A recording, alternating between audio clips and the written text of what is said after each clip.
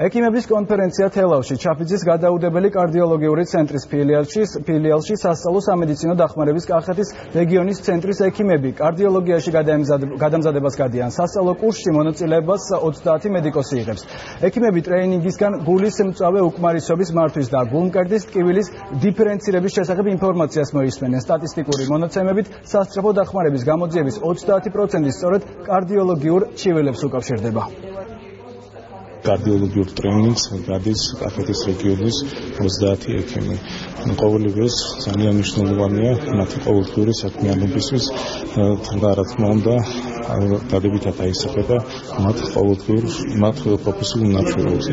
საკმაოდ მნიშვნელოვანი და ინფორმაციული ლექცია. ძალიან ხშირად გამოძახილები არის ტკივილი გულმკერდში. არის ძალიან ხშირად უწევს სასწრაფოს მისვლა პაციენტებთან. და დღეს სწორედ ლექცია პირველი განყოფილება იყო სწორედ ტკივილი გულმკერდში დიფერენციალური დიაგნოსტიკა, ანუ გავარჩიეთ რამდენად არის ეს ტკივილი კარდიოლოგიური და რამდენად სწრაფად მოახდენს სასწრაფო ამ ყველაფერზე რეაგირებას.